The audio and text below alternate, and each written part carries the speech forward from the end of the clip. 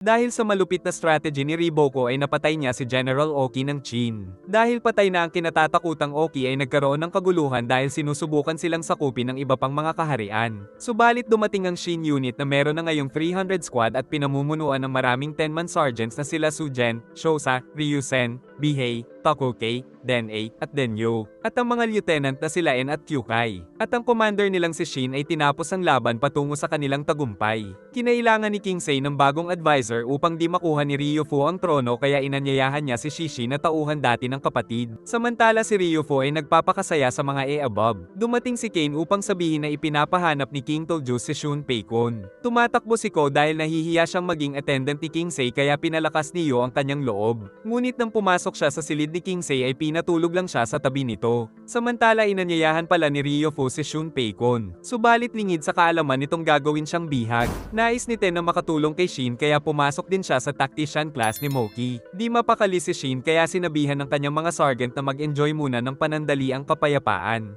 Ngunit nalulungkot si Kyukai kaya pinigilan niya itong umalis pero nahihiya ito dahil isa siyang introvert. Lumipas ang mga araw na madami silang winawasak ng mga kalaban kaya sumikat ang kanilang grupo. Isang araw ay dumating ang balita na nagkaroon ng digmaan ng En at Sho. At dahil sa strategy ni Riboko ay nasakop nito ng walang hirap ang dalawang malaking kastilyo ng En. Giit ni Shosa na nasa kabilang direksyon naman ng En kaya wala silang dapat ikabahala. Subalit dumating rin ang balita sa Qin na patungo doon si Chancellor Riboko. Nagmadali si Shin na bumalik sa Qin nang malaman ng pagdating ni Riboko. Inis na inis si Shobon Kon dahil kagagawan pala ito ni Ryufu. Sa nakaraan ay walang nagawa si Riboko kundi ang magtungo sa Qin dahil sa utos ng hari upang makipagnegosasyon at babawi si Shun Peikon. Sa present ay nagkakagulo sa Qin dahil sa pagdating ni Riboko. Samantala excited nang malaman ni Ryufu kung anong klaseng tao si Riboko na tumalo kay General Oki. Sinalubong ni High Commander Shohei Kun sila Shin at Kyukai upang utusan silang maging assassin at patayin si Riboko subalit tumanggi si Shin. Nababahala daw kasi si Shohei Kun kung ba't pinayagan ni Minister Ryufu ang Sho na manatiling armado. Nagkaharap na rin sila Ryufu at Riboko. Nagplastikan muna ang dalawa tungkol sa kanilang mga narating. Ngunit pagkatapos nito ay sinabi ng minister na oras na para mamatay ang chancellor upang mawalan ng magaling na tactician ang Sho Kingdom. Ngunit meron daw proposal si Riboko kaya pinakita niya ang mapa ng buong Middle Kingdom. At sinabing kung nais ng Qin na masakop ang buong Middle Kingdom ay kailangan nilang unahin ang Kon Kingdom dahil sa strategic location. Subalit kapag sinubukang sakupin ng Qin ang Kon ay siguradong pipigilan din sila ng kaharian ng Sho at Gi upang di ito makuha ng Qin. Kaya naisip ni Riboko na ang Gi Kingdom ang unahin ni Ryufu sa kanya isunod ang Kon. At kapag sinugod na daw ng Qin ang Kon ay di na makikialam ang Sho sa kanilang digmaan. Sa paraang ito ay masasakop agad ng Qin ang Kon at ang Sho naman ay makakapag-focus sa kalaban nilang In Kingdom. Sa madaling salita ay nais ni Riboko ng Qin-Sho Alliance. Di ito matanggap ni Roko dahil ito ang pumatay kay General Oki pero pinatahimik lang siya ng minister. Subalit kahit maganda ang proposal ni Riboko ay tumanggi ang minister kaya pinagpawisan ang chancellor. Ngunit papayag daw si Ryufu kung ibibigay ng Sho ang Konko Castle na nasa magandang lokasyon.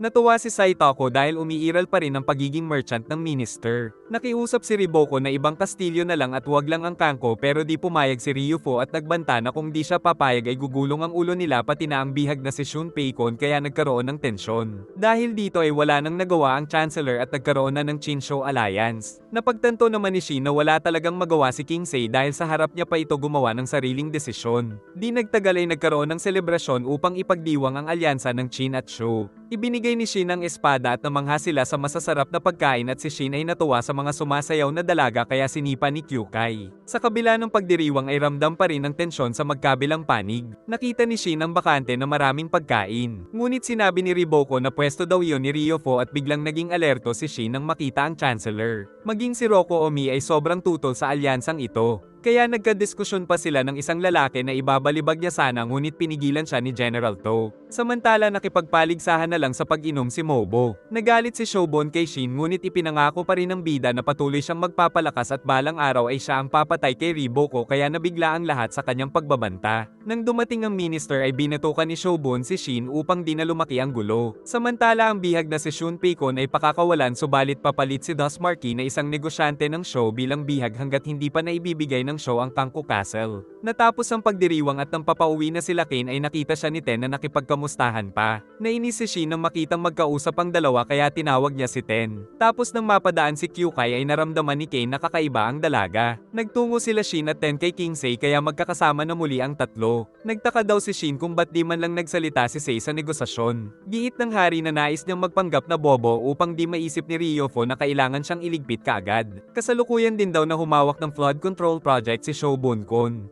Humingi ng tawad si Ten dahil naging sensei niya si Shoheiko na tauhan ni Ryofo pero naiintindihan ito ng hari. Pag nag-22 daw si Kingsei ay kukoronahan na siya at magkakaroon ng mas mataas na kapangyarihan kaya di na siya makokontrol ni Minister Ryofo. Ngunit siguradong susubukan siyang patayin ito bago siya makoronahan kaya kailangan nilang magpalakas ng hukbo upang pigilan ito. Alam daw ni Ten na higit sa 10 taon ang kailangan upang magpalakas ng hukbo subalit dahil wala na silang oras ay tinanong ni Kingsei kung magagawa ng bida na maging general sa loob ng 5 taon. Dahil sa sinabi ng hari ay mas lalong nagpersige si Shin. Kaya naman nagpatuloy sila sa pagpatay sa mga kalaban upang mas sumikat at mas tumaas ang ranggo ni Shin ngunit isang damulag ang nagpakita. Subalit puro salita lang pala ito para kay Shin, kaya nagtakbuhan na ang mga tauhan at nadagdagan na naman ang natalo ng Shin unit. Nagkakasiyahan ng mga tauhan ngunit alam ni Shin na malayo pa siya sa goal nang dumating si Heki. Sinabi nito kay Shin ang balita mula sa matataas na opisyal tungkol sa napipintong pananakop ng Chinsagi upang samantalahin ito ng bida at mabilis na makaakyat ng rank. Nagpasalamat ang bida sa impormasyon na binigay ni Heki. Pinakinggan nila Shin ang naisip ni Kyukai upang masungkit ang ulo ng general.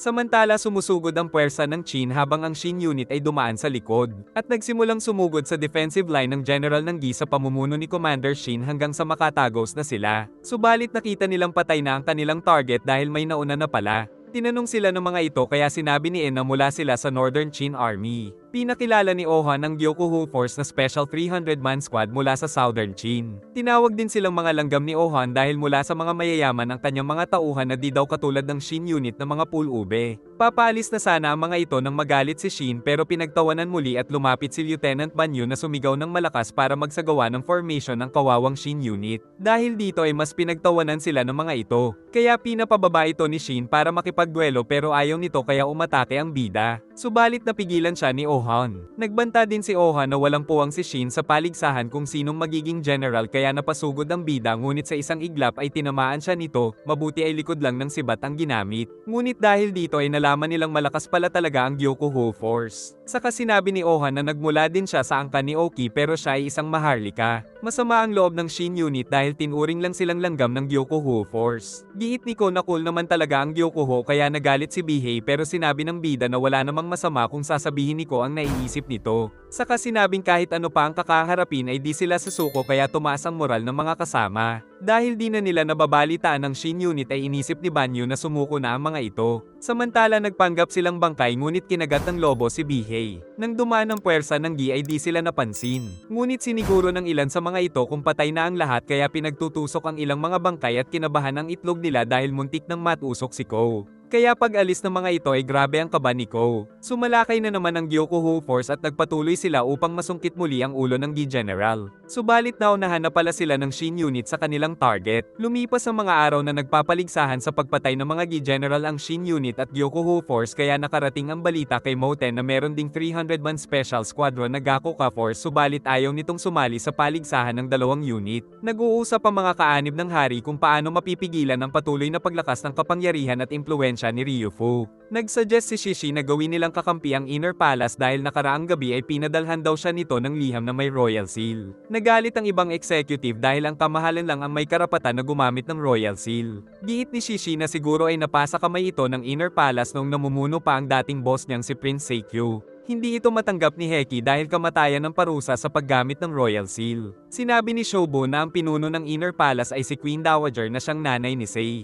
Naisip ni Heki na kakampihan nito ang anak na si Sei. Ngunit hindi pala maganda ang relasyon ng mag-ina. Sa kabila ng edad ay napakaganda pa rin ni Queen Dowager ngunit napansin ni Ko na tila walang buhay ang mga mata nito. Giit ni Shobo na sa tuwing sinasali daw nila sa Royal Court ang kababaihan na hindi involved dito ay nagkakaroon ng kaguluhan. Pero nagtataka pa rin si Shishi kung ba't ito nagpadala ng Royal Seal. Pinag-utos ng hari na buksan ito ni Shishi kaya kinakabahan niya itong binuksan. Nagpapakasaya na naman sa Eabab ang minister nang dumating ang balita sa natanggap na liham ni Shishi kaya pinag-utos na magpadala ng spy. Wala namang laman ng liham kaya naisip nilang di makapag-decide ang Reyna kung kanino ito kakampi. Ngunit nabahala pa rin si Shishi na kung makuha itong kakampi ni Ryofo ay mas lalo silang malulubog dahil sa makapangyarihan na tatlong backer ng Inner Palace. Tutol si Shobun dahil isang lason daw si Queen Dowager. Pagsapit ng gabi ay nagtanong si Ko tungkol sa nanay ni Sei subalit kahit si Sei ay walang alam sa kanyang ina. Kinabukasan ay patungo sa Inner Palace si King Sei kaya nag-alala sila Shobun dahil di maganda ang relasyon ng mag-ina dahil puro hirap lang ang pinagsamahan nila. Nang makaharap ni Sei ang ina ay tinanong niya kung ba't gumamit ito ng Royal Seal pero di siya nito sinagot ng maayos kaya nais niya nang umalis. Subalit dahil sa kagipitan ay sinubukan niya pa ring humingi ng tulong kay Queen Dowager. Pagsapit ng gabi ay naitanong naman ni Ko ang tungkol sa nagligtas kay King Sei na si Shika.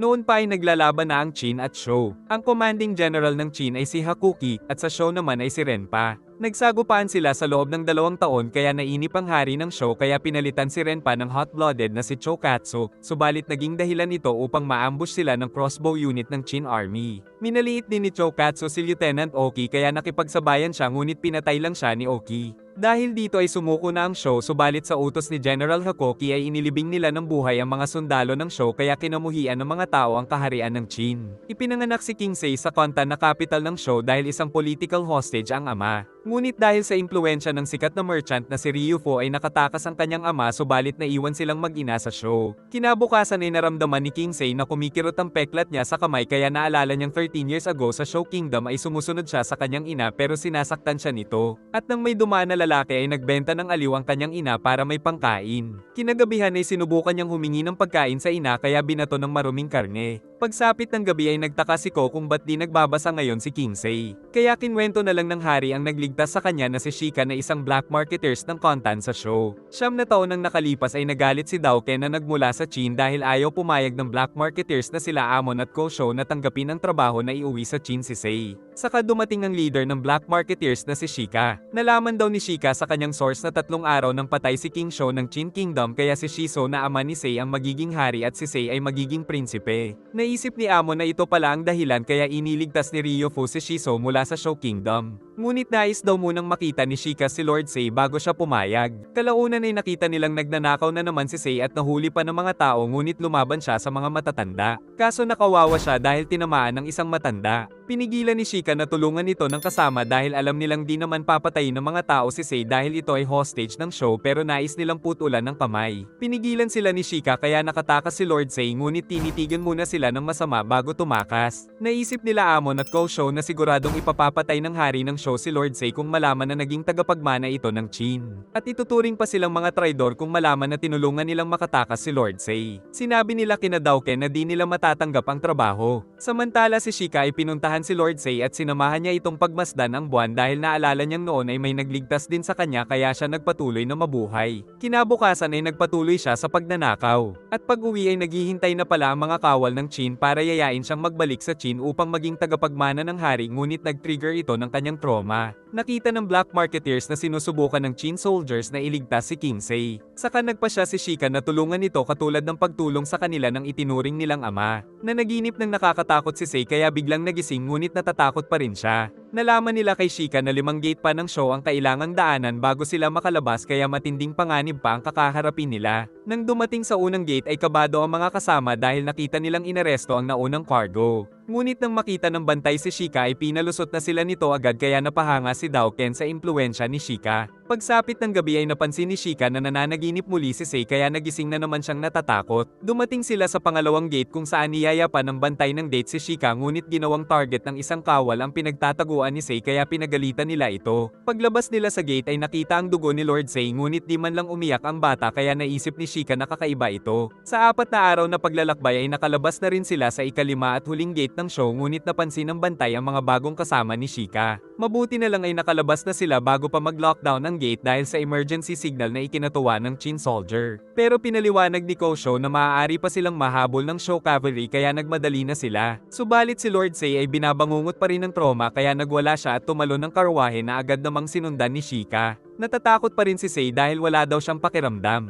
At ang sanhi nito ay ang mga matinding pagmamalupit sa kanya ng mga tao sa show bilang isang bihag. Napaiyak si Shika dahil naranasan ng isang walang muwang na bata ang matinding paghihirap sa kasiniguro niyang maaaring maging hari si Sei. Samantala dumating na sa gate ang mga cavalry na naghahanap kila Shika. Inatake na naman ng kanyang multo si Lord Sei. Ngunit di natakot si Shika at ipinangakong mga ilusyon niya lang ang lahat ng ito, kaya sa unang pagkakataon ay nakakita siya ng liwanag at nakaramdam ng init ng yakap. Dahil naaalala ni Shika ang sarili kay Lord Sei ay pinangako niya sa sarili na ililigtas niya ito. Agad din silang nagbalik sa mga kasama upang magpatuloy na tumakas sa Show Kingdom. Subalit nakita nila ang alikabok na palatandaan ng mga paparating na mabibilis na cavalry ng show kaya naghanda si Doken ng pana. Tinamaan ng sibat ang isa nilang kasamahan dahil nasa itaas na pala ang cavalry at tinawag silang mga traidor. Pinalayo ni Amon ang kawal ng show mula kay Shika. Ngunit natusok ang isa pa nilang kasama. Tapos nagulat silang nag-suicide bigla si Amon upang mailigtas lang ang leader. Naghahanda sila Showbone sa pagdating ni Lord Sei. Ngunit si Sei ay nakakaranas na naman ng bangungot ng kanyang nakaraan kaya napakapit siya kay Shika pero di pa rin siya pinapakawalan ng kanyang bangungot ngunit di siya natakot kaya naglaho na ito. Nagising siya sa karwahe ngunit may tama si Shika dahil nakikipaglaban na pala si Doken. Natatakot na sila nang biglang umakto na isang pinuno si Sei at pinalakas ang kanilang mga loob kaya tinamaan ni Doken ang ilan sa show cavalry. Ngunit pinaulanan sila ng palaso kaya sinalag ni Doken gamit ang katawan. Nakita na sila ng lookout ng Chin kaya nagmadaling magtungo sila Showbone. Si Lord Sei na ang pinahawak ni Shika sa kabayo upang protektahan siya ngunit tinamaan na rin si Kosho. Kaya sumugod na rin siya at nakipagpatayan upang iligtas ang leader na si Shika. Napaiyak si Shika sa pagkamatay ng mga kaibigan kaya pinagpapana niya ang mga kawal ng show. Subalit tinamaan siya ng magaling na archer kaya di niya pinalingon si Sei habang binubunot ito. Nakita na rin nila na paparating sila Showbone para kay Lord Sei. Samantala nakipaglaban na si Shika gamit ang espada upang mailigtas lang si Sei, subalit tinamaan siya ng palaso sa dibdib. Nang may nakapasok na kalaban ay napatay niya pa ito. Saka dumating sila Showbone ngunit tuluyan nang napatay si Shika sa pagprotekta sa bata. Hindi nakakayanin ni Shika na makasurvive sa tindi ng mga tama. Ngunit alam niyang hindi nasayang ang pag-alay nila ng buhay dahil naniniwala siyang magiging magaling na hari si Sei sa hinaharap. Ipinangako naman ni Sei na di niya kakalimutan ang mga ito ngunit napakasakit pa rin sa kanya dahil si Shika ang unang nagparamdam sa kanya ng pagmamahal. Napaiyak na lang si Ko dahil sa istorya ng nakaraan ni King Sei. Kinabukasan ay di pa rin makapaniwala si Ko sa nalaman niya sa hari. Napansin niyo na malungkot siya ngunit napanatag ang kanyang loob dahil sa kaibigan. Subalit di pa rin niya alam kung paano sasabihin kay King Sei ang nadarama. Samantala naghahanda ang napakaraming kawal ng Chin pati na ang Shin unit sa pagsalakay sa pamumuno ni General Mogo. Subalit dumating si Ohan pati na ang lieutenant nito na muling minaliit ang kanyang grupo. Pero ipinangako ni Shin na di sila magpapatalo kahit na nagsimula siya sa ibaba at walang impluensya. Samantala sa isang meeting ay sinisisi ng ibang executive si Shishi dahil wala pa ring sagot ang Inner Palace sa nais nilang alliance pero ipinagtanggol ito ni Shobun-kun. Subalit kalaunan ay dumating ang tatlong head ng royal family na supporter ni Queen Dowager na tanda na pumapanig ang Inner Palace kay King Sei. Kalaliman ng gabi nang magbalik ng gamit si Ko kaya natatakot siya. Ngunit di inaasahan na makita niya ang Reyna at si Ryofo na magkasama kahit na ipinagbabawal ang mga kalalakihan sa lugar na ito. Dahil ang dalawa pala ay may lihim na relasyon at balak nilang traidorin si King Sei na hindi inaasahan ni Ko. Inalala din ng dalawa noong pinakasikat pang haliparot si Dowager sa show. Ngunit ipinakilala siya ni Ryofo kay King Shiso upang asawahin ito. At kalaunan ay ginawa ni King Shiso na isang minister si Ryofo kaya naisip ni Dowager na ginamit lang siya nito upang umasenso. Habang nagpaplano ang dalawa ay di makapaniwala si Ko na gagawin ito ng Reyna sa sariling anak. Nang biglang tusukin ng bantay ang kinaroroonan niya, kaya pinunasan niya ang espada para di malaman na may nakakita sa madilim na sikreto ng Reyna. Kinabukasan ay nakita na lang niyo ang kaibigan na duguan sa labas ng kanyang silid. Palihim rin na umuwi si Ryofo sakay ng karwahe. Samantala nasa panganib si Ko dahil sa maraming nawalang dugo ngunit nais pa daw makausap ni Ko ang mahal na hari. Dahil dito ay itinali ni Yu ang nakatakdang babae ng hari ngayong gabi upang makausap niya si King Sei at upang makiusap na tulungan nito si Ko. Dahil sa kabutihang loob ay tinawag ng hari ang magagaling niyang mga doktor at agad silang nagtungo kay Ko. Makalipas ang ilang oras ay nagawa na nila ang makakaya kaya nasa pasyente na lang ang pag-asa saka sinabing ayaw daw matulog ni Ko hanggat di nakakausap si King Sei. Kaya nagtungo ang hari na labis na nagulat sa sinabi ni ko na lihim na koneksyon nila Ryofo at Queen Dowager. Labis na nagpasalamat si King Sei dahil nailigtas ng impormasyon na ito ang kanyang buhay. Sa inis ay nagpahangin si Sei subalit galit na galit pa rin siya dahil di pa rin nagbago ang kasamaan ng kanyang ina. Samantala patuloy ang pagtungo ng Qin Army sa Gi Castle. Doon ay nakilala ni Shin si Moten na pareho niyang 300-man squad commander ngunit nang makipagkamay ay naramdaman ni Shin ang tensyon. At bago ito umalis ay nalaman ng bida na nais din itong maging isang great general kaya dumadami na ang kanyang kakumpetensya. Naubos ang isang buong araw sa paglalakbay ng buong Qin Army kaya ang sarap ng tulog nila sa gabi. Samantala naligo muna si Shin at nang makita si Kyukai ay nais niyang makipag-sparring ngunit nakita lang ang kanyang Junjun. Kinabukasan ay nakarating na ang 80,000 Qin Army sa unang kastilyo ng Gi. Sumugod ang Qin Army subalit pinagpapanalang sila ng mga archer ng Gi Kingdom. Sa utos ni General Mogo ay sumugod na rin ang grupo nila Shin. Subalit nakita nilang lahat ng umaakyat sa hagdan ay napapatay at pinapaulanan pa sila ng mga palaso. Marami ang nagsimatayan sa Qin Army ngunit nagpatuloy pa rin silang sumugod pero kumpiyansa ang mga kawal ng Gi tapos binuhusan pa sila ng mainit na tubig kaya nahulog si Shin. Nagpatuloy sa pagpapaulan ng mga palaso ang kalaban at nakarating kay General Mogo ang report pero di ito nabahala. Samantala sa Qin Castle ay narinig ng isa sa 4 pillars na si Rishi ang chismis na may relasyon daw ang minister kay Queen Dowager.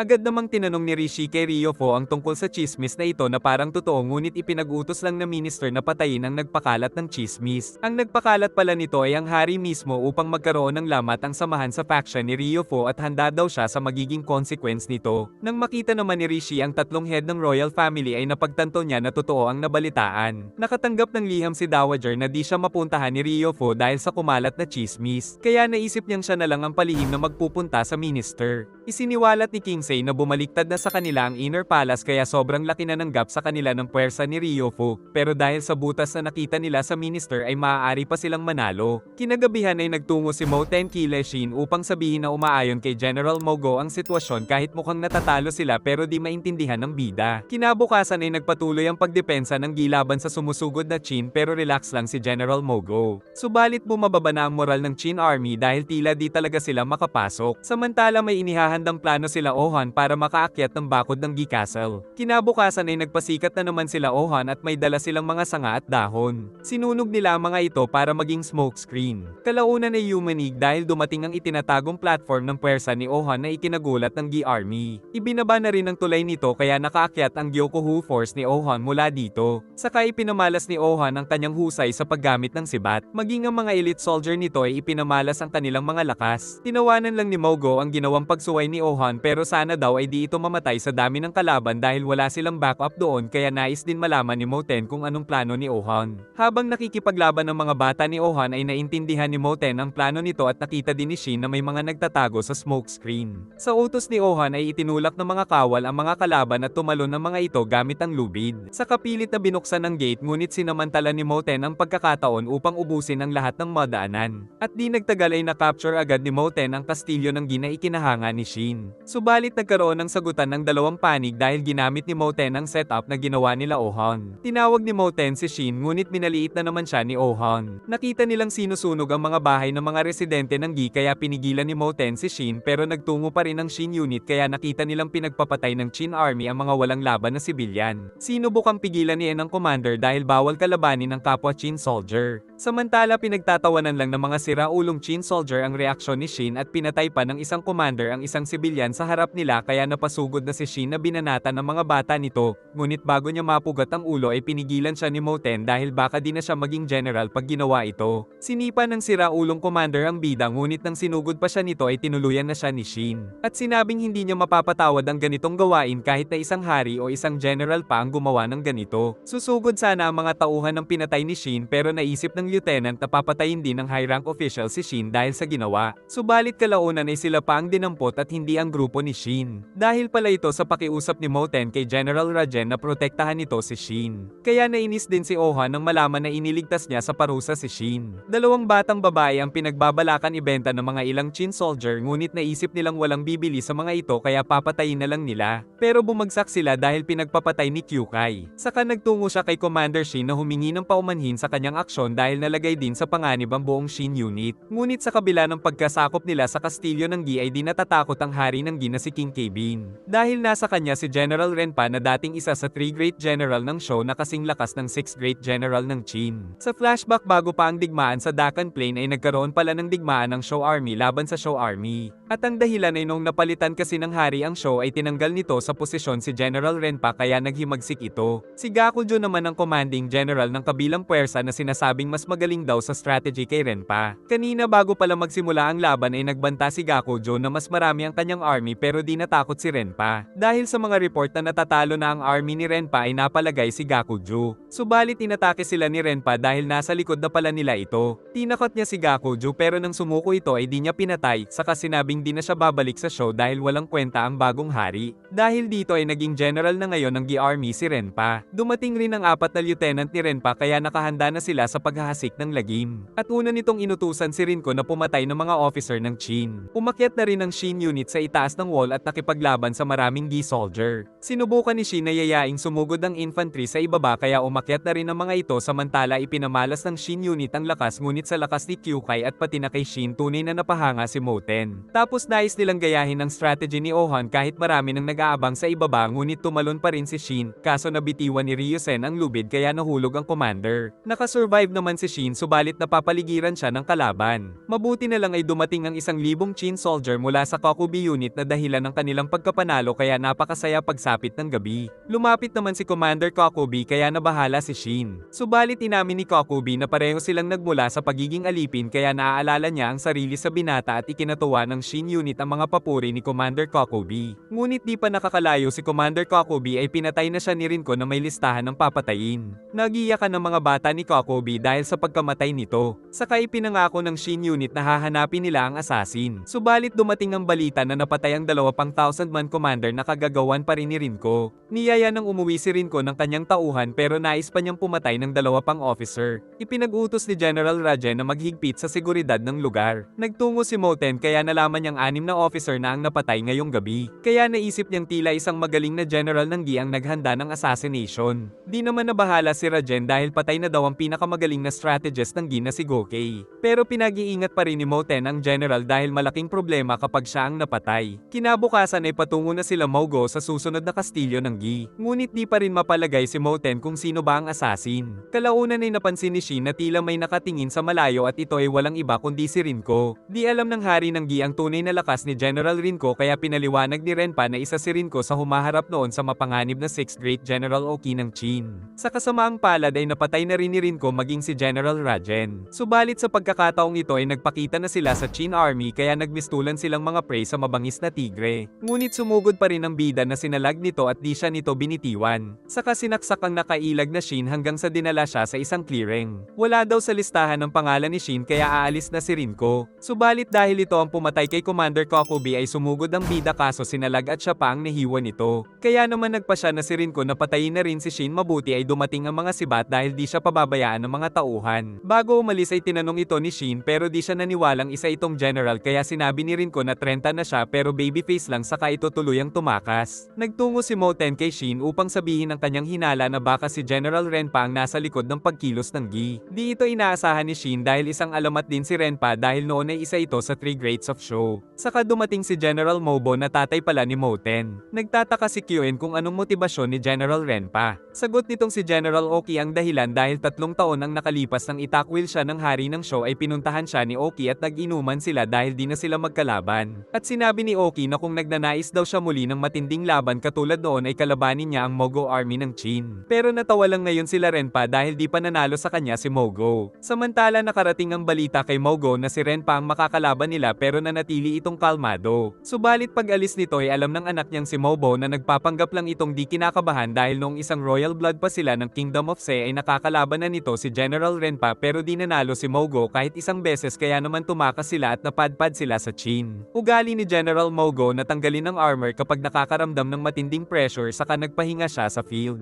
Ngunit natapakan naman siya ni Shin. Hindi siya kilala ng bida kaya binigyan siya nito ng pagkain. Dito ay nagtanong si Mogo kung anong gagawin ni Shin kung meron siyang kalaban na di niya pa natatalo sa madaming laban. Giit ni Shin na di pa siya natatalo dahil palagi siya nakakaligtas at kung mapatay niya ito ay siya ang panalo sa matagal nilang labanan. Natawa na lang si Mogo sa narinig pero gumaan din ang kanyang pakiramdam. Kinabukasan ay magpupromote ng 2 commander dahil sa mga napatay na officer. Obvious na na-promote si Moten dahil sa husay at talino nito. Ngunit ang pangalawa ay si Oh-han dahil sa lakas at talento kaya napag-iwanan ng Shin unit. Subalit tinawag siya ni General Mogo kaya nakilala ng bida na ito ang nakausap niya kagabi. Kinikilala daw ni Mogo ang mga pagsisikap ni Shin lalo na noong lumaban siya sa army sa pamumuno ni General Oki laban sa show. Pero kung di daw niya makukuha ang 3 ulo ng 1,000-man commander ng Gi o kaya 1 ulo ng Gi General ay madedemote siya muli bilang corporal at mabubuwag ang Shin unit. Matapang naman itong tinanggap ng bida dahil hindi siya natatakot na mabigo dahil palagi daw siyang magbabalik ng mas malakas. Dahil dito ay na-promote na rin si Shin na 1,000-man commander na ikinatuwa ng Shin unit. Duda ang ibang officer pero may tiwala si Mobo sa desisyon ng kanyang ama na kilalang magaling mag-judge ng character. Samantala nagsimula na rin kumilos si General Renpa. Natuwa si Shin nang makita na meron na rin siyang infantry at cavalry unit. Sa utos ni Lieutenant Sosoy ay nagsalot ang mga ito kay Shin. Ipinangako ni Sosoy na magiging loyal sila sa bagong commander katulad sa napaslang nilang commander na si Kokubi. Saka nagbigay ng speech ang bida upang magkaisa ang kanyang Shin unit. Samantala sa Royal Court ay pinag-iisipan din nila ang strategy sa laban ni General Mogo dahil si Renpa ang kanyang makakaharap. Nang magsalita si King Sei ay nagulat silang tila ito ang pinaka nakakaintindi ng sitwasyon. Kaya pag alis ni Ryofo ay napaisip sila kung hindi lang ba ito isang bobo na maaari nilang gawing puppet. Natutuwa ang dalawang bagong promote na 1,000-man commander. Subalit seryoso si Oh-han dahil sa dami ng officer na nainggit sa kanilang promotion ay siguradong ituturing silang kriminal kung di sila magkakaroon ng resulta sa digmaan. Nakarating na rin ang army ni Mogo sa destinasyon na Sanyo Castle ng Gi.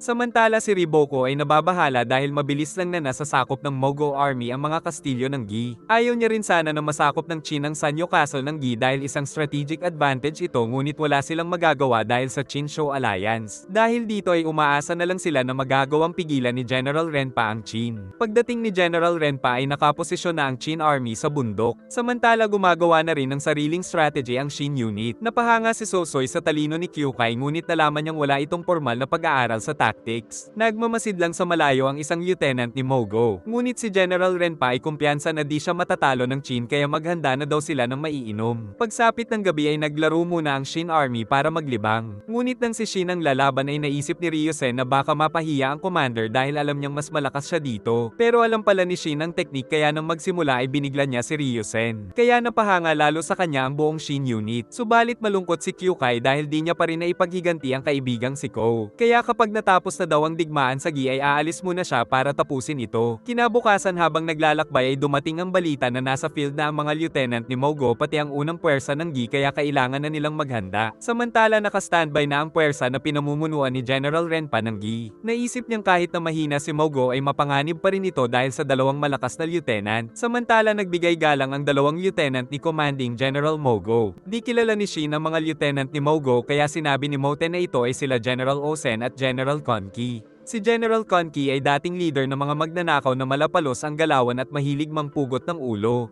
Si General Osen naman ay ang head ng Oklan na pinanggalingan ni Oki at siyang tatay ni Oh-han. Itinuturing din daw na pinakamapanganib si Osen dahil nais daw nitong maging hari. Samantala si Hakuki Sai ang naging commanding general ng Gi pero isa lang siyang puppet ni Renpa. At ang dahilan ay mas may tiwala kasi ang Gi army kay Hakuki Sai kaysa kay Renpa na dating general ng show. Isa-isang niyakap ni Renpa ang mga ito at ang si Hakuki Sai na ay halos mamatay siya ngunit pagkatapos ay lumakas ang kanyang loob na ikinatuwa ng Gi army. Di naman papatalo si Mogo kaya nag-cheer din sa kanya ang Qin army. Maging si Qin General Dumon ay pinahype din ng kanyang army at nagsimula silang sumugod kaya nagsalpukan ng dalawang kaharian. At ipinamalas ni Han ang husay niya sa sibat. Nagsimula na ring magbigay ng komandang officers ng Gi at kumilos na rin si Rinko na pinagpapatay ang 1,000-man commanders ng Qin kaya kinabahan si General Dumon. Nakita nilang walang makalapit kay General Rinko. Kaya nais protektahan ni Lieutenant Ban Yu si Han pero nais ni Han na harapin si Rinko. Nabalitaan nila Shin na napatay ang dalawa pang bagong promote na 1,000-man commander. Pinasugod ni Rinko ang kanyang cavalry na sinalubong ng Gyokuho Force. Saka nagyabang si Rinko na isa siya sa Big Four ni Renpa ngunit pinatay ni Han ang bata niya sa harap nito.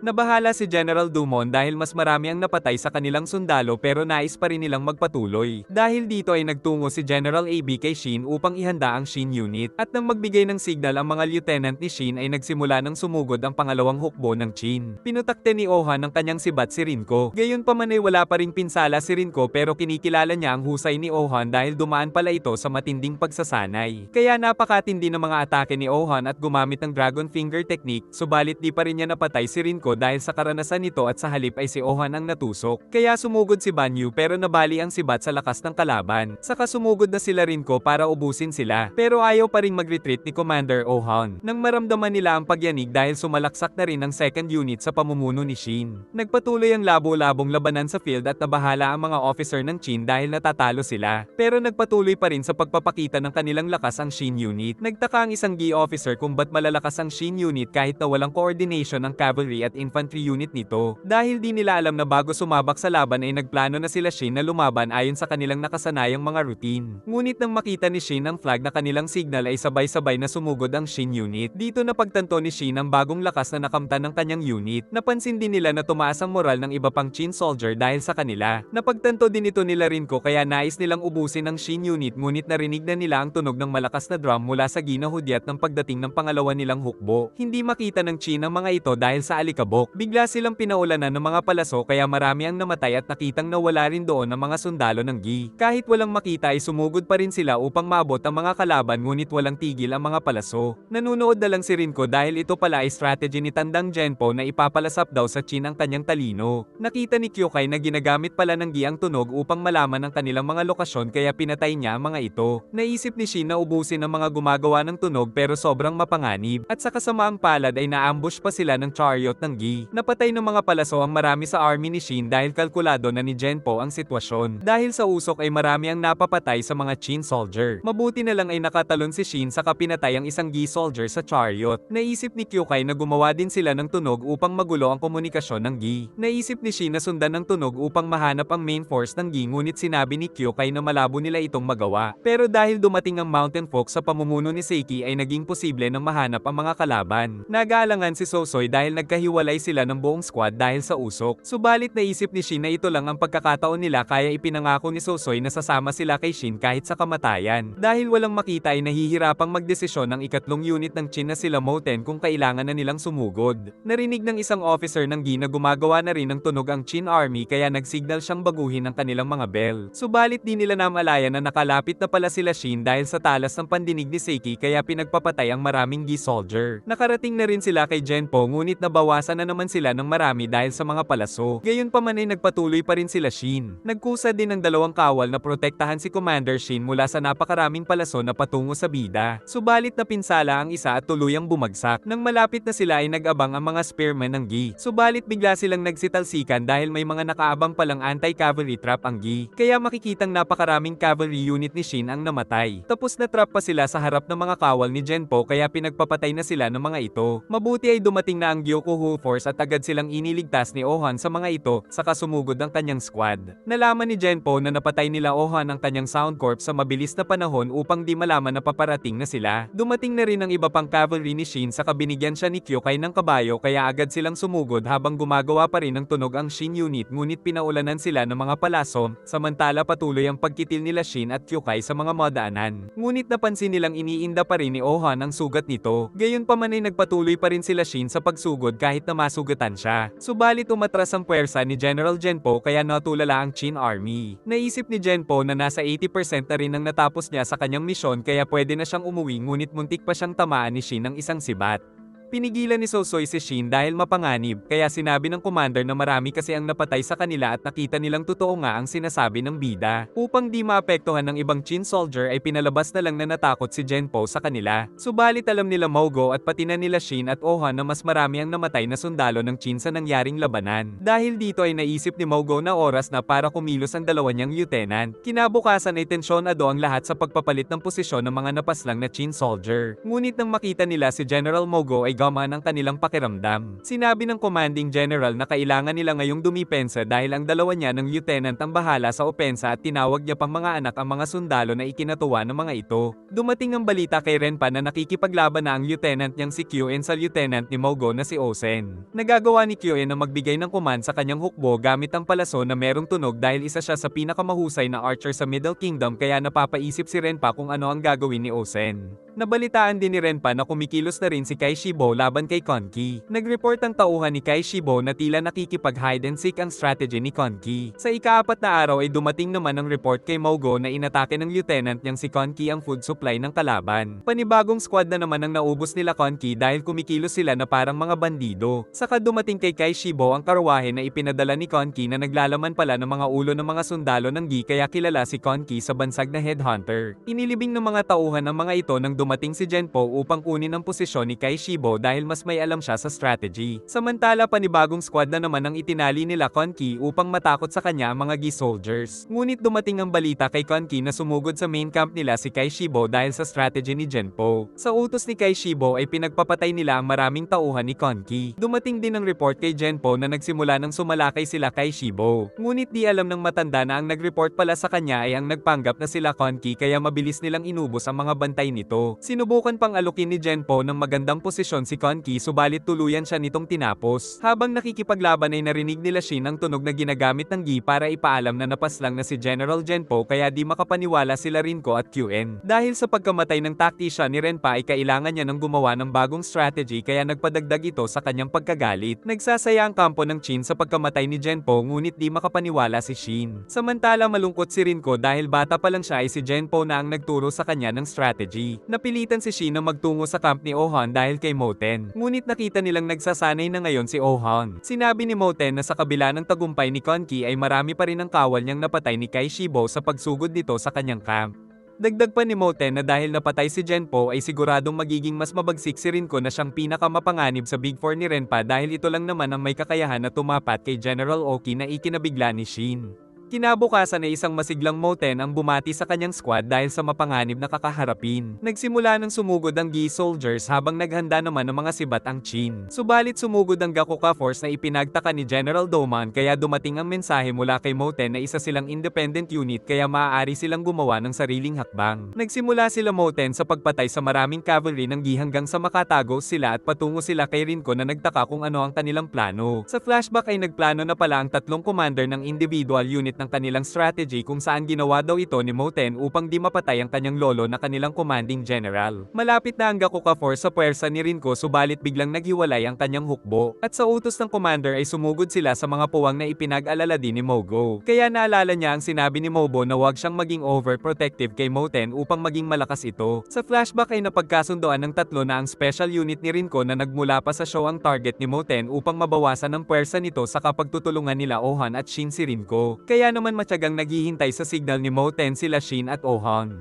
Di nagtagal ay nakita na nila ang signal kaya sumugod na ang Shin unit at Gyokuho Force. Napagtanto ni Rinko na ang special unit niya ang target ni Moten kaya pinag-utos na mag-retreat ang mga ito at palitan ng Gi soldiers. At nang makita nila Moten na paparating na ang Shin unit at Gyokuho Force ay pinag-utos nitong umatras ang kanyang squad upang magkaroon sila ng daanan patungo kay Rinko. Marami nang napatay si Kyukai subalit lumalaban pa rin ang special unit ni Rinko na may white armor ngunit talsik sila kay Shin. Nagpaiwan sila Sosoy upang protektahan ang kanilang likod subalit marami pang Rinko special unit ang dumating. Dahil dito ay walang masyadong naiwan na bantay si Rinko kaya napaligiran siya nila Shin at Ohan pero nagmayabang pa itong wala pa rin silang binatbat sa kapinasugod ang natitirang special unit kay Shin habang nakipagbalagbaga naman siya kay Ohan. Subalit di inaasahang makakalusot si Shin kaya tinamaan nito ang Gi General. Saka nagbanta si Shin na siya ang kukuha ng ulo nito. Di alam nila Mogo ang pinaggagawa ng tatlong individual unit kaya sinabi ng mga officer na siguradong mananagot ang mga ito kung walang makuhang resulta ngunit alam ni General Mogo na alam ito ng tatlong commander kaya ngayon ay todo bigay sa pag-atake si Shin. At nagsabay pang umatake ang dalawa pero nagawa pa rin silang maiwasan ni Rinko. At sa muling pag-atake ni Shin ay napaatras ito. Subalit sa sumunod niyang atake ay siya ang nahiwa nito sa noo. Si Ohan naman ang sumunod na umatake ngunit napigilan din siya nito, kaya magkasabay na umatake ang dalawang commander subalit tila isang halimaw talaga sa battlefield si Rinko dahil si Shin pa ang nahiwa nito saka umilag sa mga sibat at umatake ng malakas kay Ohan kaya dumyugo na naman ang sugat. At kahit nasa likod si Shin ay nasalag pa rin nito saka siya nito nahiwa sa braso. Sumugod ang mga bata ni Shin ngunit pinigilan sila ng bida dahil kailangang siya mismo ang makakuha ng ulo ni Rinko upang di mabuwag ang Shin unit. Muli siyang umatake at tumalsik ang dugo kay Rinko ngunit patuloy pa rin ang ating bida ngunit nang iinis pa ang kalaban kaya mas lalong nagagalit si Shin. Nagtataka si Heki kung ba't daw umaatras ang army ni Osen. Subalit nagpasya pa rin siyang depensahan ang kanilang posisyon dahil wala pang utos ang headquarters. Ngunit nabahala siya nang dumating ang report na paparating si QN na merong 10,000 kawal kaya pinag-utos niya na umatras sila pero dumating si General Osen na nagtataglay ng kakaibang aura na nagpakaba sa kanila. Siya pala ang isinadihan ni General Osen dahil nakita niya ang potensyal ni Heki dahil kabisado nito ang lugar kaya doon mismo ay ginawa siyang 5,000 man commander at binigyan siya ng sapat na bilang ng sundalo saka pinag-utos na pigilan niya si QN at pagkaalis ng general ay agad din silang kumilos. Nalaman ni Moten sa kanyang tauhan na lagpas sa kalahati ang namatay sa kanyang 1,000 man unit tapos sinugod pa sila ng cavalry ng Gi ngunit tinalo niya ito at napatid ang mga kasunod ngunit kailangan ng magmadali nila Shin upang hindi sila tuluyang maubos. Kaso napapaligiran na sila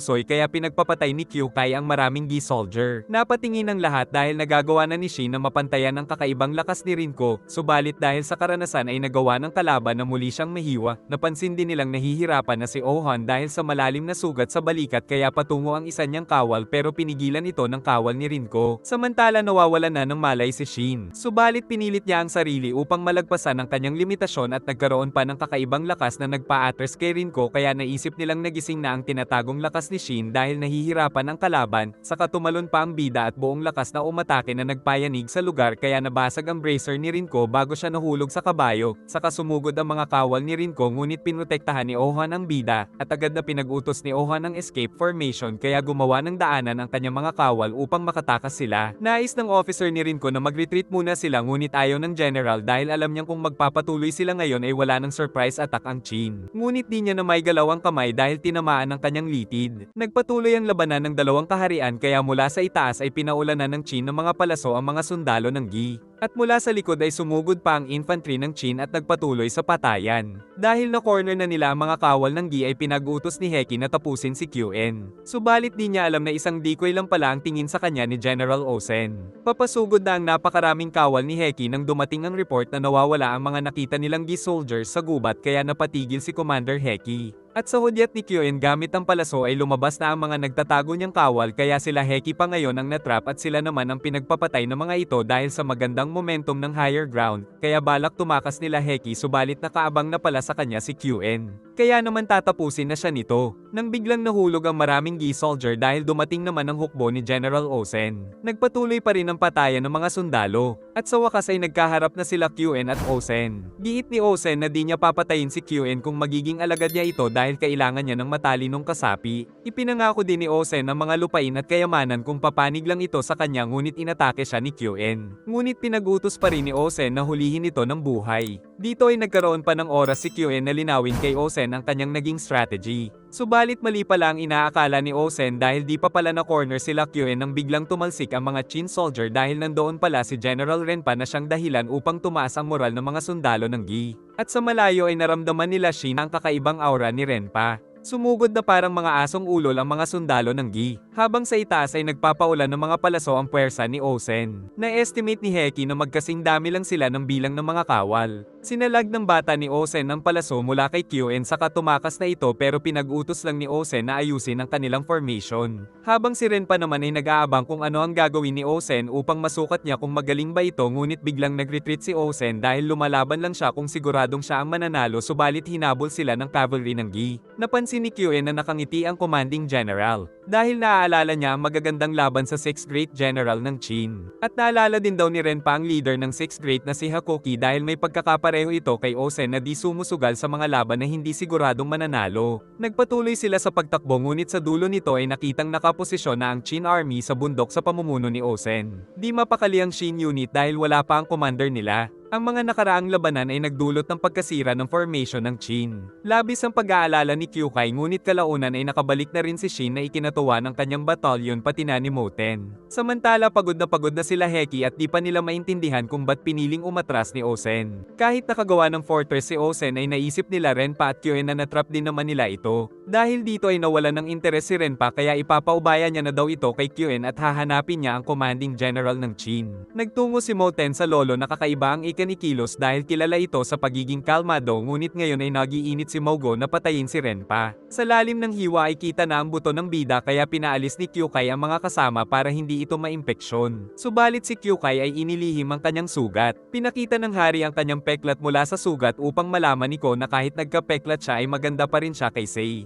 Nilagyan ni Kyukai ng herb mula sa kanyang tribe ang sugat ni Shin para mabilis gumaling. Sa kabila ng pinsala ni Shin ay kapansin-pansin pa rin ang pagbabago nito. Saka naramdaman ni Kyukai ang sariling sugat kaya natulog na lang siya dahil ayaw niyang mag-alala si Shin. Kinabukasan ay nag-aalala sila sa commander ngunit napakalakas na muli nito. Nakita niya rin kagabi na may sugat si Kyukai pero sinakihan niya na lang din ang pagpapanggap nito. 2.5 buwan na ang tinagal ng pananakop ng Qin subalit kung hindi nila makukuha ang Sanyo Castle na siyang stronghold ng Gi ay mababaliwala ang 16 na kastilyo ng ginanasakop nila. Inilagay ni General Dumont sa reserve unit ang mga kawal ni Shin na di nagustuhan ng bida. Kaya pinaliwanag ni Sosui pati na ng general na dapat ay maparusahan sila sa paglabag pero kailangan nila si Shin upang matalo si Rinko tapos inututan sila nito. Naka-formation na ang buong hukbo ng Qin sa pamumuno ni General Mogo. Sa kabilang banda ay nakahanda na rin si Hakuki Sai ngunit si Rinko ay naghihintay pa ng kapalit ng mga namatay niyang sundalo. Sinabi ng kasama na handa silang gawin ang lahat upang protektahan ang Gi kaya nais nitong pagkatiwalaan sila ni Rinko sa nagsigawan kaya nagpasya si Rinko na magsimula na sila. Sa utos ni General Rinko ay sumugod na ang Gi soldiers at nagsimula ang bakbakan na parang mga langgam. Saka nagtaka sila sa kinilos ng Gi cavalry dahil gumawa ito ng 2 bilog na formation.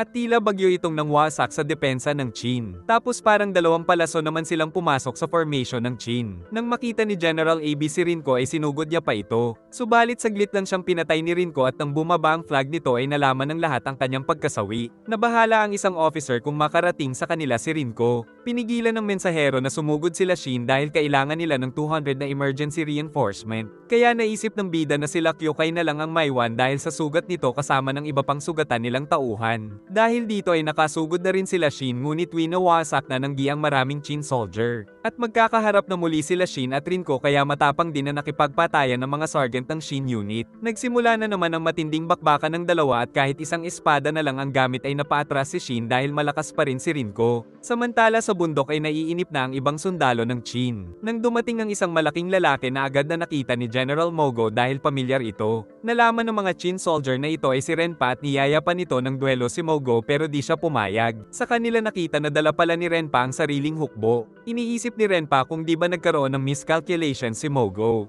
Nagtaka ang mga officer dahil pina-address ni General Mogo ang mga nasa frontline nila ngunit paghahanda pala ito para sa pagsugod ni Renpa. Samantala naghanda na rin ng sariling strategy si Renpa. Kasalukuyan naman patungo sila Heki sa frontline dahil tuluyan na silang nahiwalay kay General Osen. Subalit nakita nilang sinusugod na sila General Mogo ng mga sundalo ng Gi at kumilos na rin si Renpa pero di na bahala ang Qin Army dahil may nakatago pala silang archers subalit sariling mga sundalo ang tinamaan ng mga palaso dahil mga Gi soldier pala ang mga ito na nagpanggap gamit ang armor ng pinagpapatay na archers ng Qin. Di pa rin nabahala si Mogo dahil ang isang unit ng Gi ay napunta sa isang dead end saka sila pinaulanan ng mga palaso ng Qin archers. Kaya napagtanto ni Renpa na pinagplanuhan talaga siya ni Mogo. Di pa rin naging kumpiyansa si Mogo dahil alam niyang magaling mag-adapt sa laban si Renpa. Samantala napaatras ng bida si Rinko. Saka dumaan sa gitna nila ang naglalaban na cavalry ng magkabilang panig.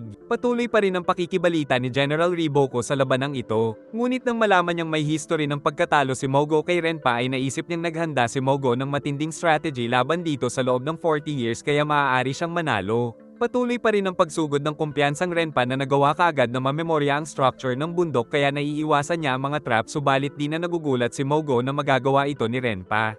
Kaya pinag-utos niyang baguhin ng mga kawal ang posisyon ng mga barikada upang maguluhan ang kalaban. Kaya napunta na naman sa dead end ang maraming Gi soldier na may nag-aabang na mga Qin archer. Muntik nang tamaan ni Rinko si Shin. Samantala ang mga lieutenant niyang sila En at Sosui ang namumuno sa kanyang unit upang makapag-focus siya sa laban. Napagtanto ni Rinko na tila isang general na ang kinikilos ni Shin kaya kung mapapatay niya ito ay matatalo niya ang buong Shin unit. Kaya nang mawala ang mga nakaharang ay sumugod ang dalawa at nagtama ang mga kabayo at natusok nito ang bida sa legs na isang disadvantage sa isang cavalry. Kaya pina-address niya si Rinko subalit dahil sa pinsala ay na-out of balance siya sa atake nito, kaya papatayin na siya ngunit tumalon at umatake ang bida at inihulog niya ito sa kabayo kung saan siya mas may tsansang manalo. Saka sinabing ang pakikipaglaban ng isang paa ay napagsanayan na rin nila ni Hyo at nag-cheer ang kanyang unit. Samantala pinagpapatay ng archer ang mga sundalo na dala ni Renpa. Saka pinag-utos ni Mogo na tapusin na ang mga ito subalit di nila makita si Renpa na naisip nilang nagtago sa mga bangkay kaya naghagis sila ng mga sibat at di tumigil sa pagpana. Ngunit nasa likod na pala ito ng mga archer at pinagpapatay ang maraming kawal ng Qin at may kasama pa siyang cavalry. Di makapaniwala si Mogo dahil nag-assume siya kaagad na kasama sa mga napatay si Renpa pero nakapagtago pala ito at pinaghuhulog ang kanyang mga archer. Saka pinangako ni Renpa na hindi sapat ang 40 years na pagpaplano upang mapabagsak siya. Habang papaakyat si Renpa ay kinabahan na si Mogo dahil hindi na sapat ang kanyang mga kawal. Sa katunayan ay pinagwawasak lang ni Renpa ang kanyang infantry pero pinilit ni Mogo na maging kalmado at naisip na depensahan ang kanilang posisyon habang sila General Osen at Quan Ki ang baalang umatake pero giit ng mga officer na di nila makita ang mga ito. Patuloy ang bakbakan sa battlefield kung saan pinupuntirya si Oha ng mga kalaban upang siguruhin hindi siya makakapunta kay Rinko. Napansin ni Moten na mas malalakas ang mga sundalo na ipinadala ngayon ng Gi. Samantala nag-aalala ang mga kawal ni Shin dahil nahihirapan na siya sa kalaban. Ngunit nakipagsabayan pa rin siya ng espada sa parang di napapagod na Rinko. Sumugod ang isang Gi cavalry kaya agad itong pinigilan ni Sosui at pareho silang nahulog. Bagamat alam ni Sosui na laban ito ni Shin pero di niya mapigil ang sarili na ipaghiganti si Commander Kokobi, subalit naunahan siya nito pero napuruhan din ito ni Shin. Naisip ni Shin na natalo niya na si Rinko subalit bumangon pa rin ito sa kabila ng malalim na sugat. Giit ni Rinko na di siya pwedeng matalo dahil itinadhana siyang maging pinakamalakas kaya hindi isang aksidenteng si Renpa ang nagligtas sa kanya. Si Shin naman ay naalala ang kaibigan na si Hyo at ang mga taong tumulong sa kanya. Dahil sa kanya-kanyang rason ay nagpatuloy pa rin sila sa labanan nang mahiwa na naman ni Shin ang kalaban pero di pa rin ito bumagsak. Kaya muli silang nagsabayan at tuluyan itong natusok ng ating bida. Pero di niya hinayaang bumagsak dahil iginagalang niya ito bilang kalaban. Samantala masaya ang Shin unit dahil di na mabubuwag ang kanilang unit. Nagkakagulo na kaya sinabi ni Hyro na pugutan niya na si Rinko at iparada ang ulo nito. Pero napansin ni En na di ito magagawa ni Shin kaya pinag-utos na ipagkalat na lang nila ang impormasyon. Subalit napansin nilang nawawala sila Kyukai at sinabi pa ng isang Gi soldier na pinagpapatay na nila General Renpa ang mga ito kaya nagmadali sila. Isang oras ang nakalipas ay napansin nila Kyukai na may dumating na bagong unit ng Gi kaya napilitan silang sumugod kahit mga sugatan sila. Sa present ay nakita nilang naubos ang reserved unit at sinabi ng isa na si Kyukai lang ang lumaban sa napakadaming kalaban. Nakita din nila ang mga sugatan na kawal ni Kai Shibo na tila na trauma kay Kyukai. At nang makita ito ng bida ay hindi niya ito hinayaang bumagsak. Nagalit ang mga kasama kay Shin dahil ngayon lang nila nalaman na isang babae pala si Kyukai. Ngunit para kay Denyo ay wala na itong saysay dahil isang malakas na lieutenant si Kyukai. Kinwento ni Shin ang balak ni Kyukai na paghihiganti sa pumatay sa kanyang ate at ang nais nitong pagpapakamatay pagkatapos nito. Subalit dahil sa kanilang samahan ay nagkakaroon na daw ng pag-asa ang lieutenant. Giit ni Bihei na dapat ay hindi makalabas sa kanila na isang babae si Kyukai upang hindi ito gawing target ng maraming kalaban. At sa kabila ng pinsala ni Shin ay nais pa rin niyang magtungo kay Mogo. Nagpaulan ng mga palaso ang Qin soldiers sa mga kawal ng Gi. Subalit winasak ni Renpa ang marami sa kanila kaya nakasugod ang mga ito. Sila Oha naman ang nagsilbing checkpoint upang di na madagdagan ang puwersa ni Renpa na umaakyat sa bundok. Muntik nang magkabungguan sila Moten at Shin dahil pareho silang patungo kay General Mogo. Nagtataka rin si Renpa kung ba't wala pa doon si Rinko. Ngunit pinilit pa rin niyang wasakin ng maraming nakaharang na sundalo kaya nagpapanik na sila at naghulog pa ng mga bato kaya tinamaan ang sariling mga kawal ng Qin. Ngunit ang isang bato ay winasak lang ni Renpa saka iniwasan niya pa ang marami nito at nagpatuloy sa pangbabalagbag sa napakaraming Qin soldier hanggang sa makarating na siya sa pinakaitaas kaya kinabahan ang mga officer ng Qin subalit nakahanda ng lumaban si General Mogo. Natuwa daw si Mogo dahil naaalala pa rin siya nito. Giit ni Renpa na siya lang kasi ang di niya mapatay-patay na general dahil palaging nababahag ang kanyang buntot. Alam ng mga kawal ni Mogo na matatalo ang kanilang general kaya sa kanilang laban ay nakailag si Renpa ngunit nahiwa ang armor ni Mogo. Muling umatake si Renpa na sinalag naman ng Qin General.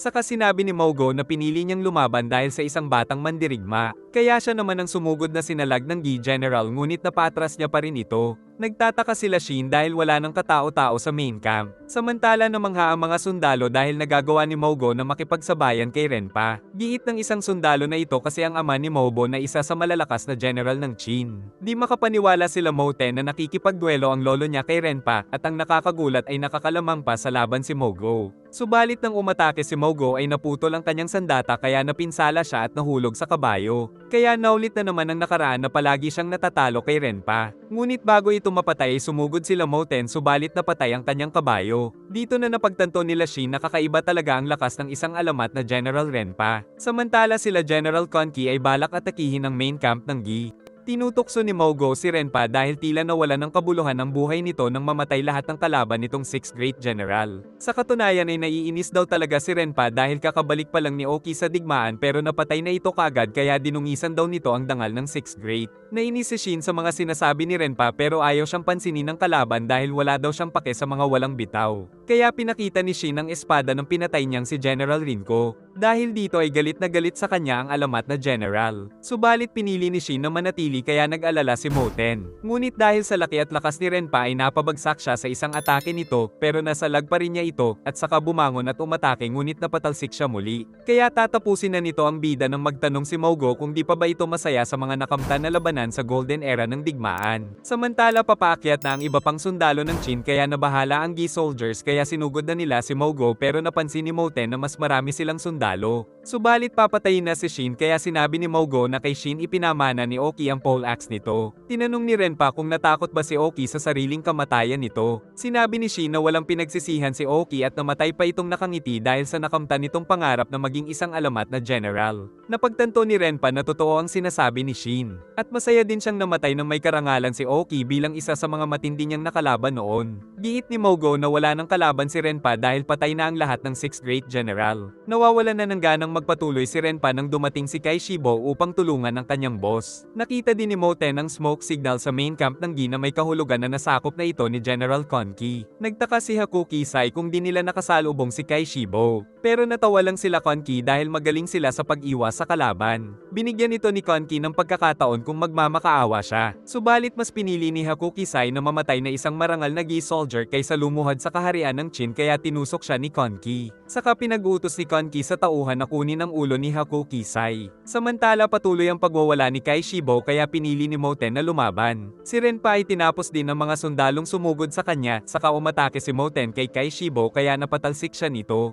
Ngunit iniligtas naman siya ni Shin. Subalit bago mapatay nito ang bida ay ipinag-utos ni Renpa ang kanilang pag-alis at tinanggap ang kanyang pagkatalo. Ayaw pumayag ng mga sundalo ng Gi na sumuko dahil abot kamay na nila ang ulo ni Mogo kaya nagkagulo, subalit nagalit si Renpa dahil natalo na daw sila. Dahil kung titignan ng kabuoang kaganapan ay napakalaki ng kalamangan ng Qin kaya kahit mapatay nila ang commanding general ay kusang kikilos sila Osen at Konki upang ubusin ang mga sundalo ng Gi at ito ang magiging dahilan para tuluyan silang masakop. Sa katunayan ay iba pa ang dumating na 2,000 na mga kawal ni Heki kaya nais ni Renpa na makipag-peace treaty dahil isinusuko na daw nila ang Sanyo Castle sa Qin. Pero kung di sila papayag ay pilit na uubusin ni Renpa ang mga kawal ni Mogo. Upang mabawasan na ang mga casualty ay tinanggap ni Mogo ang offer nito. Nagbunyi ang Qin army sa kanilang pagkapanalo. Ngunit akala ni Shin ay papatayin pa siya ni Renpa dahil sa ginawa niya kay Rinko. Pero tinawanan lang ito ni Renpa dahil normal lang ito sa digmaan. Saka napatanong si Renpa kung tingin ba talaga ni Shin ay makakaya niyang makipagsabayan sa mga Great General. Pero sinabi ng bida na lalagpasan niya pa ang mga ito. Kaya sinabi ni Renpa na isang pangarap niya na lang ito dahil ang mga alamat ay hindi na kailanman mabubura ang mga nakamtan na karangalan. At ang tanging magagawa daw ni Shin upang mapatungan ng kanilang alamat ay kung magagawa nitong pagkaisahin ang buong Middle Kingdom. Sa kabila ng tila imposibleng misyon ay naalala ni Shin na ito rin ang pangarap ni King Sei kaya ipinangako niyang magagawa niya ito upang maging higit sa alamat ng mga naunang Great General. Saka iniwan sa kanya ang espada ni Rinko tapos umalis na si Renpa.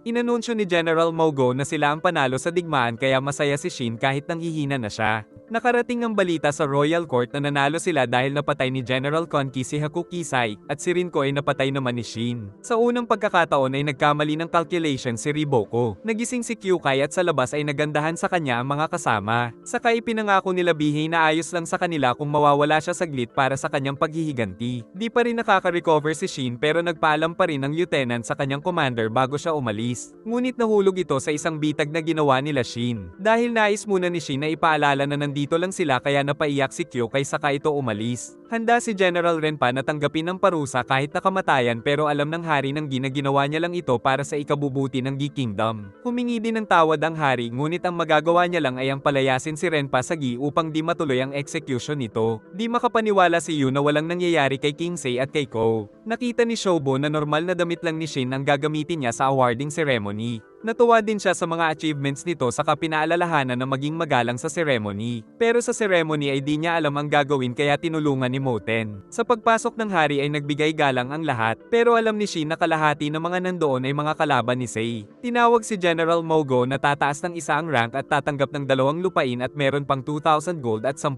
kayamanan. Sunod ay si General Konki na tumaas ng 2 ang rank at meron ding 2,000 gold at 10 kayamanan. Napansin ni Konki na hindi lang basta isang puppet si King Sei. Ang pangatlong tinawag ay si Commander Shin na labis na kinakabahan kaya pinagtawanan ngunit nang makausap si King Sei ay nawala ang kanyang hiya. Makakatanggap siya ng 3 rank up at 500 gold sa 5 kayamanan at opisyal na rin siyang 1,000 man commander. Saka napansin ng mga nandoon na tila bagay na magkakampi sila King Sei at Shin kaya pumalakpak ang lahat. Ngunit ang dalawang magkaibigan ay nagpipigil lang ng tawa. Pagkatapos nito ay balak ni Ryofo na magpatuloy na sa kanyang plano. Samantala nag-usap ang magkaibigan at sinabi ni Shin na nais niya na rin na pagkaisahin ang Middle Kingdom na siyang pangarap din ni Sei. Ilang buwan ang lumipas ay naglalaban pa rin ang mga sundalo ng Gi at Shin sa Risei na malapit sa Sanyo. Nag-alala ang isang commander dahil nauubos na sila, ngunit nandoon na ang Shin unit na kanilang reinforcement na matapang na sumugod. Samantala nabalitaan ni Moten sa kanyang officer na nanganganib na mabuwag ang Shin unit dahil palagi silang natatalo. Galit na galit si Shin dahil di niya maintindihan kung ba't palagi silang natatalo. Giit ni Ko na siguro ay wala silang strategy dahil wala si Kyukai.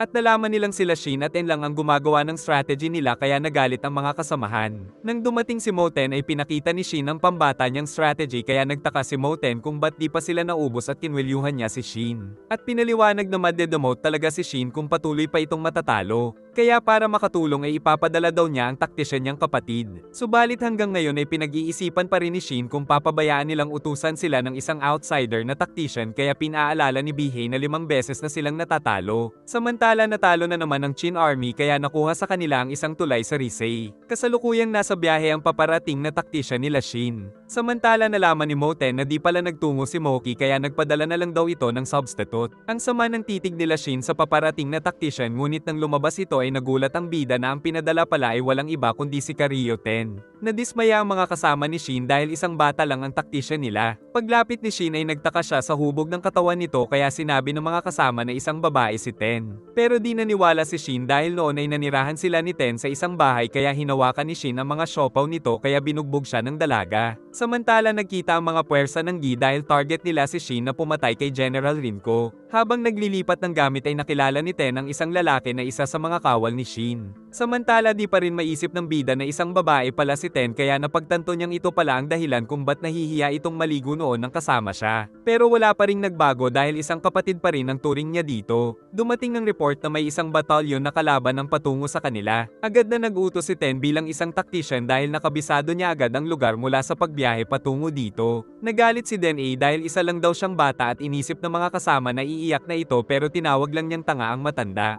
At sinabing hindi ngayon ang oras para magkagulo kaya susuntukin siya ni Den-A na pinigilan naman ni Shin. Pinagtapat ni Shin na di pa kasi nila alam ang kakayahan ni Ten at naintindihan niya naman ito. Isang matanda ang nakilala ni Ten na sinabing kahawig niya daw ang asawa at anak nitong babae. Samantala nagsimula ang bakbakan ng Shin unit subalit dumating ang balita na natatalo ang grupo nila Den-A at Ryuyo. Pinag-utos ni Shin na magpadala ng backup pero sinabi ni Ten na dapat ay tumakas at mag-regroup lang sila dahil may mga posisyon na mas nangangailangan ng lakas upang di maputol ang kanilang komunikasyon. Pero di pa rin nakinig si Shin. Subalit dahil dito ay nangyari nga ang sinasabi ni Ten kaya nakatanggap sila ng report na naputol nga ang kanilang komunikasyon kaya nais magtungo ni Shin pero pinigilan siya ni Ten dahil isa lang itong trap. Nagtataka ang Gi dahil di sumugod si Shin at dumating pa ang report na naglaho ang main camp ng Shin unit at naisip ni Hyuki na magre-regroup ang mga ito. Totoo ngang nagre-regroup ang Shin unit dahil sa strategy ni Ten. Subalit may inihandang bitag ang Gi soldiers sa utos ni Hyuki pero ang Shin unit ay nakatakas na dahil kay Ten na ikinatuwa ng buong Shin unit. Pinagmalaki ni Moki na sa murang edad ay nakatanggap na ng special tactician permit si Ten mula sa kanilang sensei na si Shohei Kon kaya nasa mabuting kamay sila Shin. Nahanap na nila ang lahat ng kanilang unit kaya natutuwa si Den-A ngunit nalaman niyang dahil ito kay Ten kaya napagtanto nilang isa itong magaling na tactician. Naalala ni Ten ang sinabi ni Moki na mahirap ang maging tactician dahil maaaring mamatay ang mga kakampi kung magkamali ka ng command at ngayon ay naiintindihan niya na ang responsibilidad na ito habang pinagmamasdan ang paparating na napakaraming mga sundalo ng Gi. Sa utos ni Hyuki ay inilagay nila si Dusei sa unahan saka napansin niyang nagkaroon ng utak ang Shin unit. Nagsimulang sumugod ang Gi Army. Ngunit pinag-utos ni Ten na maghintay sila sa mga kalaban dahil lubhang nakalalamang sa bilang ang Gi soldiers. Kaya balak niyang gamitin ang masisikip na daan para sa kanilang advantage. Naghiwalay ang grupo ng Gi dahil sa masikip na daan. Nag-abang ang maliit na puwersa ni Shin at ayon sa strategy ni Ten ay nasa unahan ng heavyweight nila upang mapigilan ang pagsugod ng kalaban. At mula sa likod ay sumugod din ang iba pang Shin unit at dahil sa galing ng strategy ay di nahirapan sila bihey. Mula sa itaas ay nakita nila Ten ang posisyon ng Gi Commander.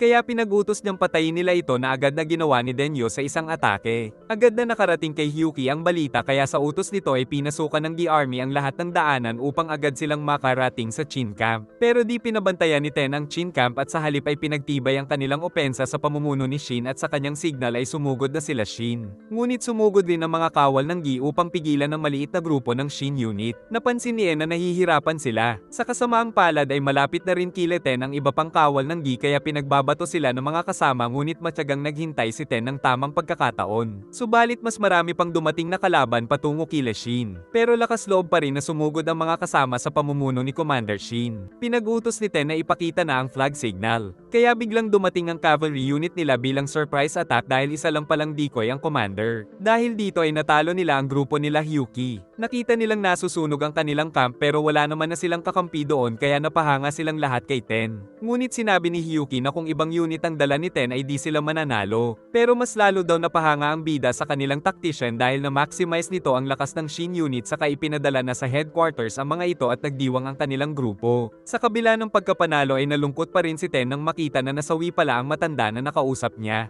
Kaya habang nagkakasiyahan ng grupo ay nag-iisip pa rin si Ten ng magandang strategy upang mabawasan ang kanilang mga casualty. Nalulungkot din daw sila Shin pero kung di kakayanin ni Ten ay maaari naman siyang umalis. Ngunit siniguro naman ni Ten na hindi na bago sa kanya ang digmaan. Saka pinilit siya ni Shin na tignan ng mga kasama na nagsasaya upang malagpasan ang kalungkutan sa mga nasawing kasamahan. Nahiya naman si Ten dahil ayaw bitiwan ng bida ang kanyang kamay pero wala daw ibig sabihin si Shin saka nakipagsaya ito sa mga kasama. Kinabukasan ay nakabalik na sila Lieutenant Sosui. Subalit dahil di pinakilala ni Shin ay inakala ng lieutenant na kapatid ito ng commander. Kinabukasan ay nagtungo sila sa Risei upang kalabanin ng Gi Army na nais mabawi ang Sanyo Castle at nananalo naman sila dahil kay Ten. Nabalitaan din ni Moten ang pakikipaglaban nila Shin sa malaking lupain ng Risei subalit palagi pa rin silang panalo dahil sa husay ng kanilang tactician. Sa Sanyo Castle ay nagkaroon ng pagpupulong ang civil servants. Dumating rin ang Gyokuhu Force dala ang karangalan sa sinakop nilang kastilyo. Giit ni Ten na bukod sa tinalo agad nila Ohan ang kalaban ay sinakop pa nila ang 3 pang lugar. Nakita nila ang mga nakaitim na armor kaya na lamang nandoon ang Qin Imperial Court kaya nandoon sila Shoheikon at Rishi. Dito ay sinabi ni Shoheikon na ang Sanyo Castle ng Gi ay tatawagin na ngayong Togan of Qin at magpapadala ng 10,000 Qin residents doon na pamumunuan ni Head Admin Rishi. At ito ang nagsisilbing deklarasyon ng Qin sa 6 pang kaharian sa Middle Kingdom ng kanilang determinasyon sa pagpapalawak ng nasasakupan. Pinag-utos ni Chancellor Riboko kay General Ko Sanrio na maghanda ng army at sabihan din ng iba pang general dahil aatake daw sila sa End Kingdom sa pamumuno ni General Hoken. Pagkatapos ay naiinip si Shin dahil ginawa silang bantay ng border. Dumating ang balita na nagbabalik si General Hoken ng show laban sa army ng En. Naging curious si Shin dahil malayo sa kanila ang En kaya sinabi ni Ten na meron din isang sikat na general ang En na si Geki Shin na nagmula rin sa show at sinasabing kasing lakas nito ang 3 Greats of Show kaya isang matinding laban ito.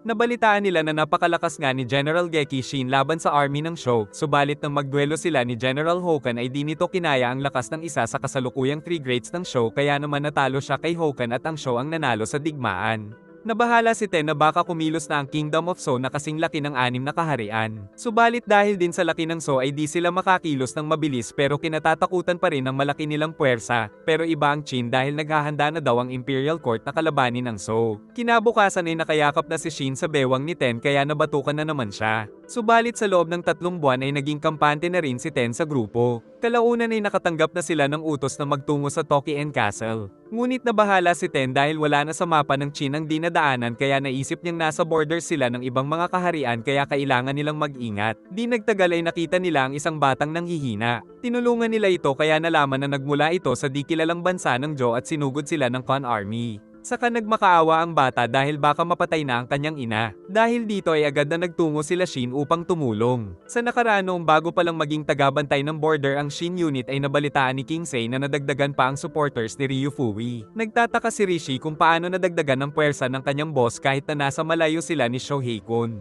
Pero tinawanan lang siya ni Ryufui at di nagtagal ay naging isa ng Chancellor si Ryufui na siyang pangalawa lang sa hari. Dahil dito ay nawawalan na ng pag-asa ang faction ni Kingsei pero buo pa rin ang loob ng hari. Ngunit dahil dito ay napilitan si Kingsei na pakawalan ng kanyang kapatid. Simula pa lang ay lumabas kaagad ang pagiging mahangin ni Seikyo kaya tutol si Shobon pero walang magawa si Kingsei dahil kailangan nila ng impluwensya nito sa iba pang dugong bughaw kahit na siguradong may sariling motibo si Seikyo. Napansin din ni Seikyo na advisor na ngayon ng hari si Shishi na dati ay kanyang tauhan. Kahit daw galit si Seikyo sa kapatid ay di niya pa rin pababayaan na kamkamin lang ni Ryufui ang trono. Saka pinag-utos si Kingsei na mangalap siya ng puwersa sa loob ng 7 araw upang mahijitan ng faction ni Ryufui upang din ito makuha ang lahat ng mataas na posisyon. Sa present naman ay patungo sila Shin sa bansa ng Diyos subalit patay na ang lahat ng mga tao. Ngunit nakarinig sila ng pagbayo ng gate kaya naisip na di pa sila huli. Kasalukuyang winawasak ng Khan Army ang malaking gate kaya pinipigilan ng mamamayan pero wala silang sapat na lakas. Biglang tumigil ang pagbayo ng gate dahil naglunsad ng surprise attack ang Shin unit.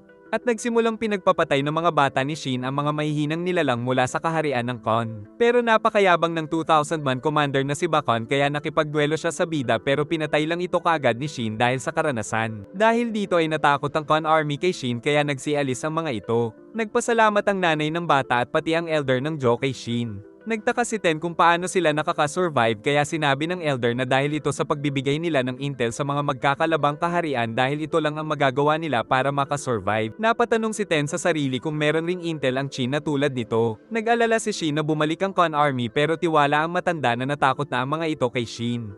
Isa pa ay nakatago ang lugar na ito pero naligaw ang isang sundalo ng Khan kaya natuklasan ang kanilang lugar at inutusan silang manipulahin ang impormasyon na pabor sa Khan pero di sila pumayag kaya pinagpapatay sila. Bago sila umalis ay binigyan sila nito ng mapa. Saka sinabi ng batang niligtas nila na di nito makakalimutan si Commander Shin. Napakadetalyado ng mapa na binigay sa kanila kaya naging malinaw na ang kanilang ruta. Bigla silang nakarinig ng signal dahil may nakita silang isang hukbo sa nakatagong lugar. Saka nagtaka sila nang makita si General Riboko. Nagtataka si Ryufui kung ba't nandoon ang mga retainer ni Seikyo. Saka inanunsyo na ang bagong Minister of the Right ay si Shohei-kun. At ang Minister of the Left naman ay si Shobun-kun at hindi si Rishi dahil sa impluwensya ni Seikyo. Dahil dito ay nagkatuksuhan pa sila King Eisei at Chancellor Ryufui dahil parehong may lason sa kanilang hanay para lang mas lumakas ang kanilang sariling faction. Dumating na sila Shin sa Tokien Castle upang magkaroon ng bagong mga members bilang kapalit ng mga nabawas sa kanila kaya nagbigay ng magandang speech si Shin upang magkaisa ang kanyang grupo. Naiyak na lang si Bihei dahil noon ay isang gasgusing bata lang daw si Shin. Ngunit sinabi ni Ko na siya ay isa pa ring gasgasan kaya hinabol niya ito. Naalala ng mga kasama ang mga napaslang nilang miyembro. Naalala din nila si Kyukai dahil hindi pa ito nakakabalik sa kanila dahil hinahanap pa rin ito si Yuren na siyang pumatay sa kanyang ate. Nagulat si Yu nang malaman na buntis ang kaibigan. Kwento ni Ko na naglakas loob na siyang sabihin sa hari na ipinagbubuntis niya ang anak nito kaya labis na naligayahan si Kingsei dahil magpapatuloy na ang kanyang lahi kaya sa kasalukuyan ay binati ni Yu ang kaibigan.